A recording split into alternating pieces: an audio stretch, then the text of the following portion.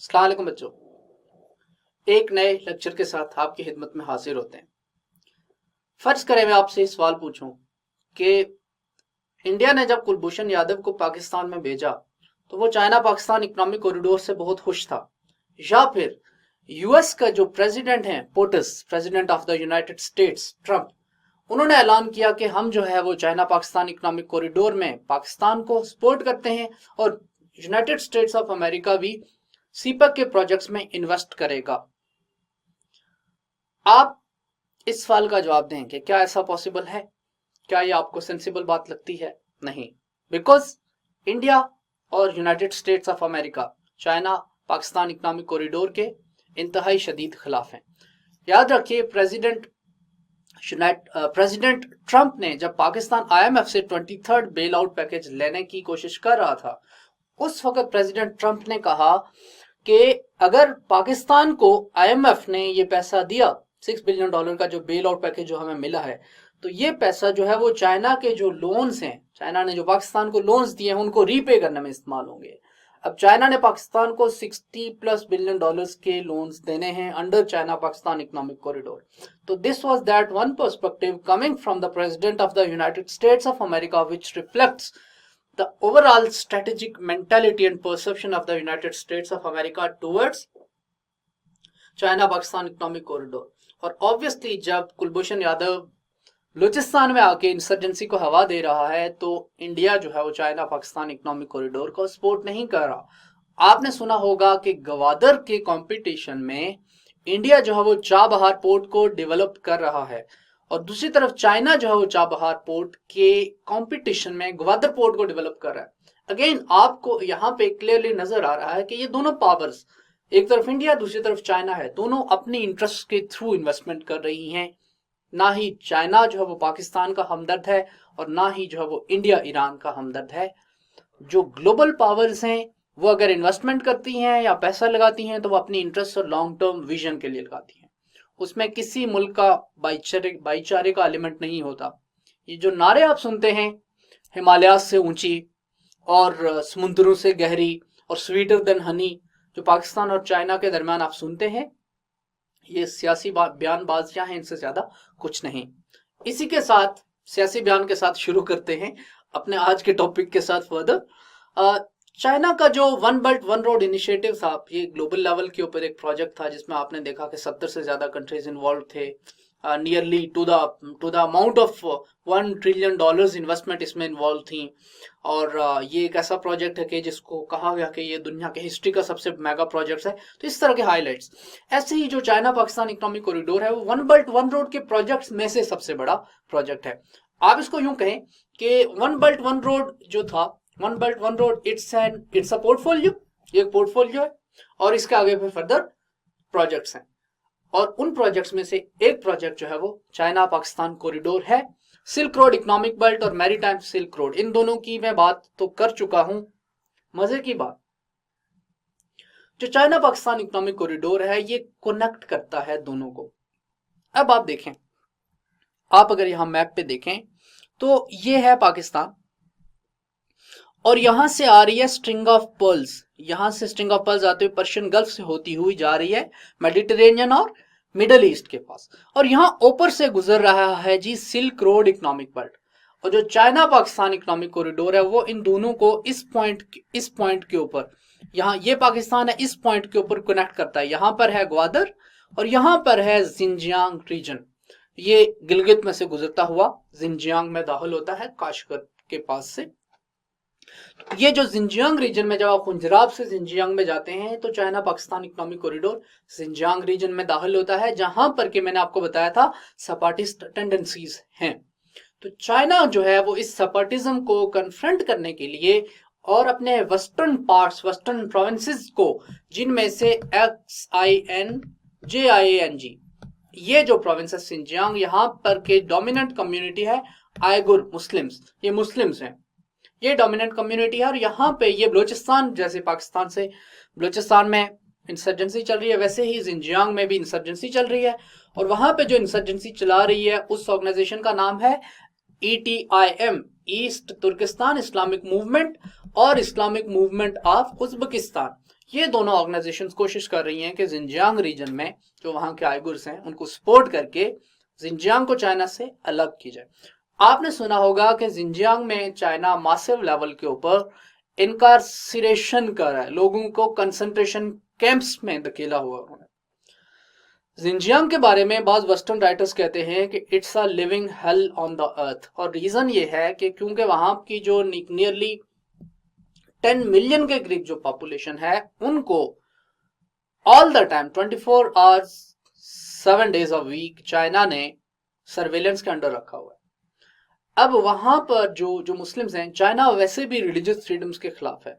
China is not an ideal country जो कि किसी वेस्टर्न लिबरल डेमोक्रेसी की तरह जहां पे तमाम फ्रीडम्स हासिल हों।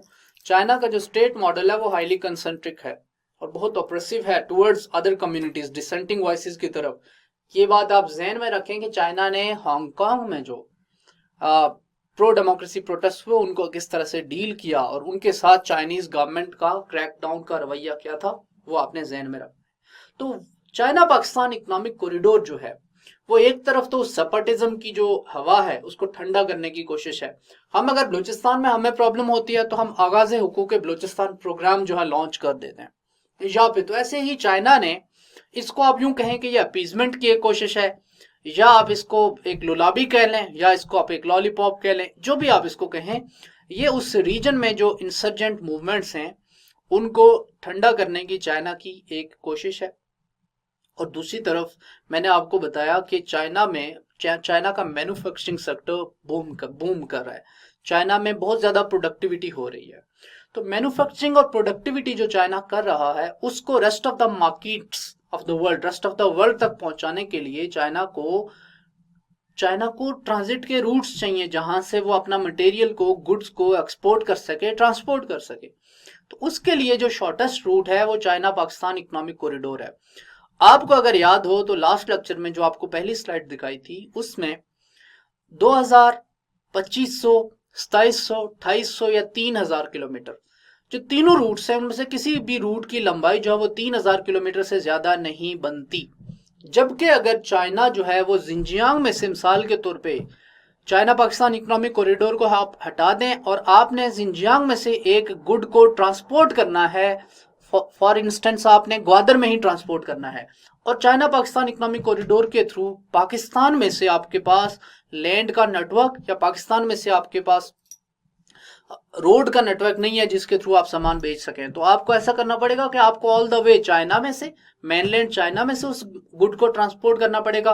वो वहां से जाएगी ईस्टर्न चाइना में, ईस्ट चाइना में जो पोर्ट्स हैं वहां पर जाएगी, वहां से फिर वो आएगी साउथ चाइना सी में से गुजरते हुए, मलाका स्टेट में से गुजरते हुए, सारी जो है वो म्यांमार के पास से गुजरेगी, बांग्लादेश के पास से गुजरेगी, जो है वो इंडिया को क्रॉस करेगी और फिर इंडिया को, सारे इंडिया का चक्कर लगाते हुए इंडियन ओशन में से होती हुई आके कहाँ पे डॉक करेगी, वो डॉक करेगी आके ग्वादर में।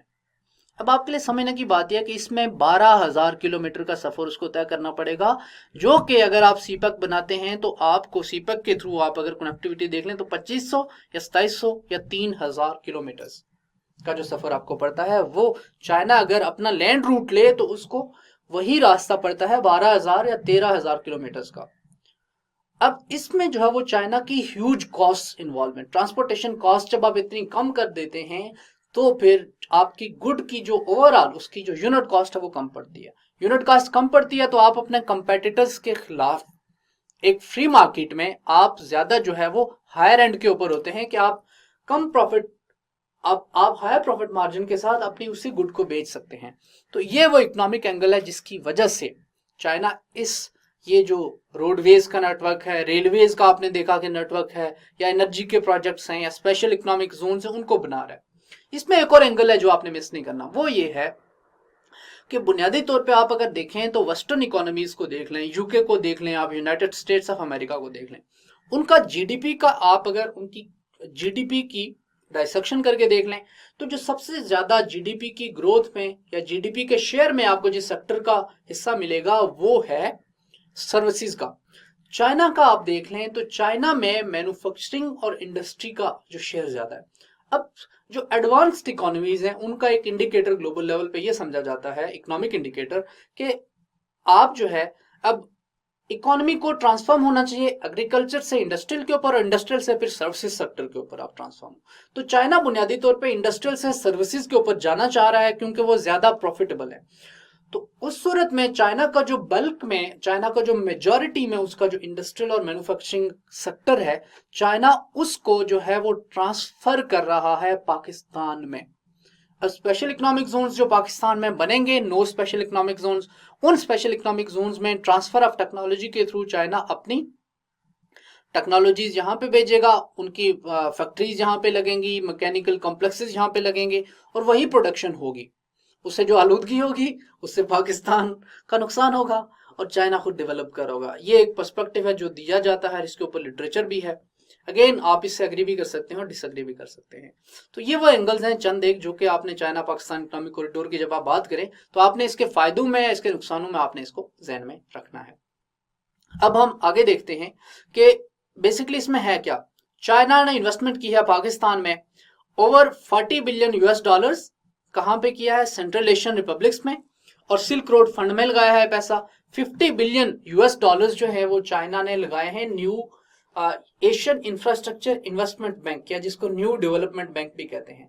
अगेन मैंने आपसे कहा एक तरफ ग्लोबल पावर कंपटीशन है, जो वेस्टर्न मॉडल है जिसमें यूएसए डोमिनेट कर रहा है, वहां पे है आईएमएफ और वर्ल्ड बैंक। और दूसरी तरफ आपको यहाँ पे देखें चाइना जो हेजिमन, जो नया हेजिमन उभर रहा है, उसने नया इकोनॉमिक मॉडल भी देना है। तो इन्होंने अपना नया बैंक खड़ा कर दिया, एशियन इंफ्रास्ट्रक्चर इन्वेस्टमेंट बैंक, जिसमें 50 बिलियन यूएस डॉलर्स की इन्वेस्टमेंट चाइना ने की है।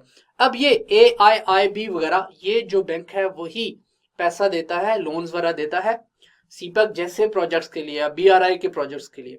यूएस 10 बिलियन डॉलर्स जो है BRICS led New Development Bank को।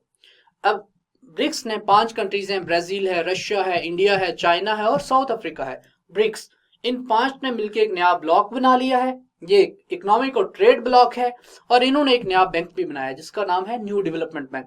न्यू डेवलपमेंट बैंक में 10 बिलियन डॉलर की इन्वेस्टमेंट की किसने? चाइना ने।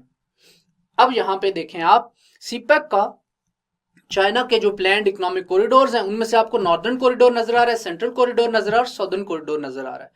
अब आप देखें तो ये जो सदर्न कॉरिडोर है उसका जो मोस्ट इंपॉर्टेंट एलिमेंट है वो क्या है? वो है जी चाइना पाकिस्तान इकोनॉमिक कॉरिडोर। तो आपको ये भी बात डिफरेंस पता होना चाहिए कि China Pakistan economic corridor is a part of the southern corridor of belt and road initiative. तो ये चाइना के प्लान्ड कॉरिडोर्स हैं। कितने मटेरियलाइज होते हैं कितने नहीं, इट्स ओपन टू डिबेट। 15 साल का डेवलपमेंट प्रोजेक्ट जो है ना, ये है 2015 से लेकर 30 तक। इसमें ग्वादर पोर्ट के थ्रू चाइना के नॉर्थ वेस्टर्न रीजन को इंडियन ओशन के साथ, जिंजियांग के साथ कनेक्ट करना है थ्रू हाईवेज, रेलवेज वगैरह। एनर्जी कोऑपरेशन के ऊपर MOU साइन किए, पाकिस्तान ने 50 से ज्यादा MOU साइन किए हैं। मीटिंग हुई 2011 में, 2012 में भी प्रोग्रेस हुई। The group was absorbed in the framework of CPEC in 2013। तो 2010 से ऑनवर्ड ये चीजें शुरू हो गई। थर्ड मीटिंग हुई 2014 में। शी जिनपिंग का ये प्रोजेक्ट है उसने इन्विजाज किया 2013 में। Idea was floated in Pakistan during visit of China's prime minister Li Keqiang in 2013। तो बुनियादी तौर पे 2010-11 से इसकी बेड रॉक के, इसकी फाउंडेशन उन्होंने रखनी शुरू कर दी थी। 2014 में पाकिस्तान के प्रेसिडेंट ममनून हुसैन ने चाइना को विजिट किया और इकोनॉमिक कॉरिडोर के ऊपर प्रोग्रेस हुई। PM शरीफ ने 2013 में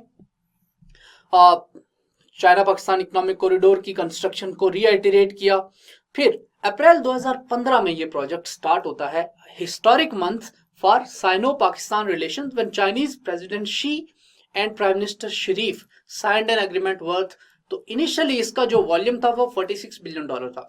बाद में इसको रिवाइज करके 62 बिलियन डॉलर कर दिया गया। अभी जब PTI की गवर्नमेंट आई है तो कुछ प्रोजेक्ट्स को इन लोगों ने रिवाइज किया है, रीनेगोशिएट भी किया है। अब्दुल रज़ाक दाऊद ने आते साथ इकोनॉमिक मिनिस्टर, हमारे फाइनेंस मिनिस्टर जो हैं, उन्होंने आते साथ ही कहा कि adviser to prime minister on finance, उन्होंने आते साथ ही कहा कि पाकिस्तान जो है वो चाइना के साथ अपने जो चाइना पाकिस्तान इकोनॉमिक कॉरिडोर के जो तमाम प्रोजेक्ट्स हैं उनको रीनेगोशिएट करेगा। अब आपको याद हो कि जब पीएम हान की गवर्नमेंट आई तो उस वक्त पाकिस्तान इकोनॉमिक क्राइसिस का शिकार था, अभी भी है, इकोनॉमिक क्राइसिस का शिकार ही है। तो आईएमएफ से लोन लेने की बात जो चल रही थी, तो उसी बैकड्रॉप में आईएमएफ की एक कंडीशन ये थी कि पाकिस्तान जो है, चाइना पाकिस्तान इकोनॉमिक कॉरिडोर के जितने भी प्रोजेक्ट्स हैं उनके जो एमओयूज इन्होंने साइन किए और जिन टर्म्स और कंडीशंस के ऊपर साइन किए हैं वो हमें दिखाएं, उन प्रोजेक्ट को ट्रांसपेरेंट बनाएं। क्योंकि एक बात ये भी चल रही थी मीडिया में कि ये जो प्रोजेक्ट्स हैं, जो चाइना पाकिस्तान इकोनॉमिक कॉरिडोर का लॉन्ग टर्म इसका जो प्रोजेक्ट है वो ट्रांसपेरेंट नहीं है और इसमें बहुत सारी बातें ऐसी की गई हैं जो कि पाकिस्तान की सॉवरेनिटी को वायलेट करेंगी। तो इस तरह की बातें चल रही थी। तो आईएमएफ की कंडीशन ये थी कि पाकिस्तान जो है वो इस प्रोजेक्ट के ऊपर ओपन और ट्रांसपेरेंट हो, तमाम कंडीशंस हमें बताए, तब हम जो है वो ये पाकिस्तान को बेल आउट पैकेज सैंक्शन करेंगे। तो ये जो बयान था उसके बाद कुछ प्रोजेक्ट्स पाकिस्तान ने चाइना के साथ रीनेगोशिएट भी किए। इस दौरान हमने देखा कि बास प्रोजेक्ट्स के ऊपर, चाइना पाकिस्तान इकोनॉमिक कॉरिडोर के बास प्रोजेक्ट्स के ऊपर प्रोग्रेस बिल्कुल रुक गई।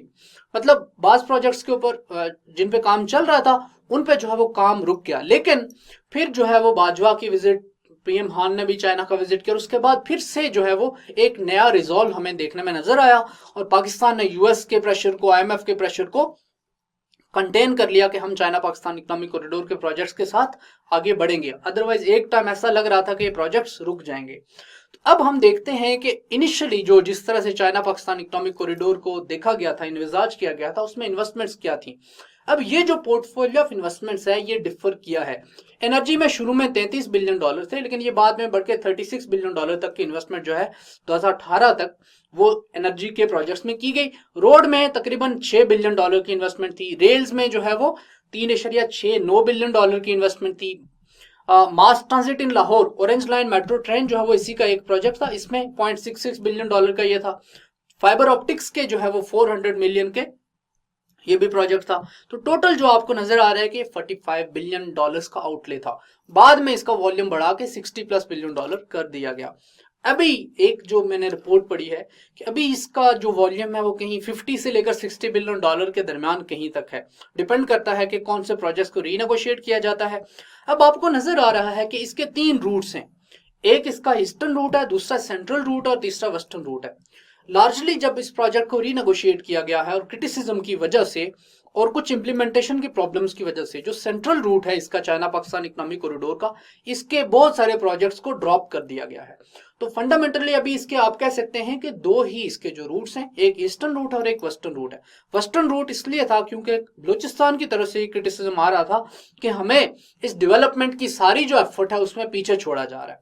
तो वो जो प्रेशर था बलूचिस्तान की तरफ से, क्रिटिसिज्म था, उसको सेटिस्फाई करने के लिए इसके 3 रूट्स रखे गए थे।